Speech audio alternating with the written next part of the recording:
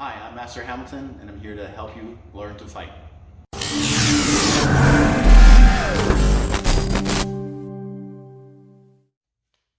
Hey guys, so video 7 in the Learn to Fight series. So we're looking at our first kicks. So we're looking at front kicks. So number 1 is going to be our front leg front kick. We need to learn how to train, right? So we're using the lead leg, usually left that's in front, right? And then what we want to do is I want you to think about it as a defensive counter, right? So when somebody's coming in towards you, you lift up and kick, right? So as they come in, boom. We do this with the kids, we call it a zombie drill. So the person's just coming in, and you gotta kick them back, right? Okay. So with the front kick, it's really important to be able to time it. We use that for knife defenses. We use it for kickboxing. We use it for taekwondo. All sorts of different reasons to use it, right? So when we're doing that, just lifting up and kicking. Okay. So it's pretty straightforward. But the idea is that when he goes here, he lifts his foot up. The first thing that happens is like big stance forward, right? He's going here. The first thing that happens when he lifts himself up is he moves back, right? So he's creating time and he's creating space to use that kick, right? So as I come in, you see him move away, right? So that's an important reason why we use it for defensive tactics and stuff, right? If he does the same thing and I'm coming in, but he's using his back leg, right? The first thing that happens is when he uses his back leg, he comes forward, right? So that closes the distance, closes the time, right?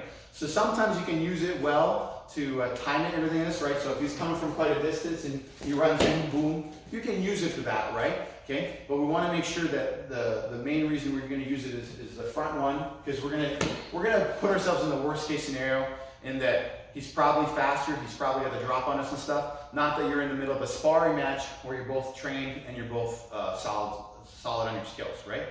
So then in that scenario, it's more likely that you're gonna use the back leg, okay? So again, front leg, boom, okay? And then think about the back one now as an offensive one. So now he's gonna lean his body forward, boom, he's gonna really rock you. So start putting them together, 1, come in, boom, now follow up, boom. Okay, go ahead, hit it hard. Like this, right? Okay, so 1, boom, 2, this, okay? So use the back leg as your power, as your offense normally, use your front leg as your defense, okay?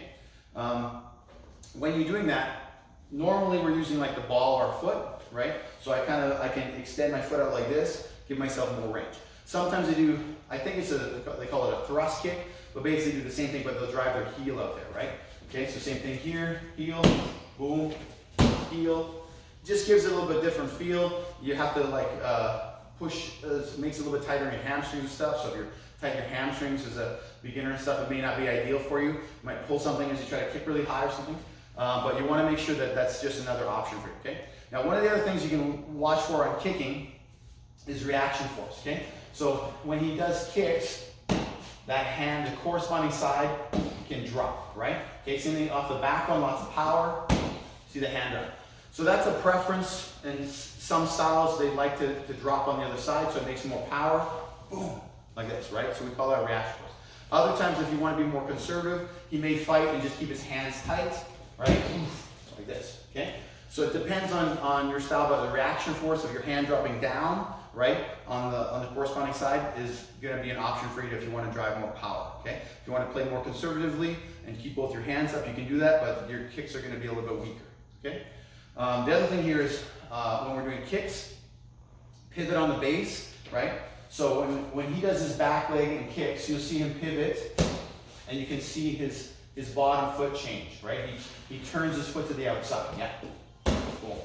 Okay, so you can use that to gain more reach and more drive on your hips and everything, okay?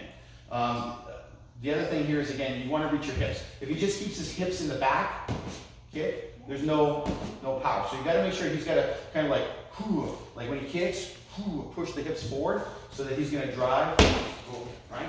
Then he's going to have good solid kicks. Good, okay? So when you're practicing your front leg front kick, your rear leg front kick, you can have the options. So you can use the ball of your foot or you can use the heel, okay? You can have the option to keep your guard up, or you can use your reaction force, right? And then you can pivot your base leg, boom, and drive. That'll help to open your hips up a little more.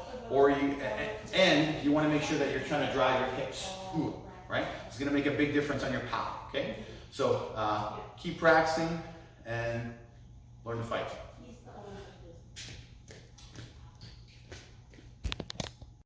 Don't forget to like, subscribe, and share our videos to help our channel grow.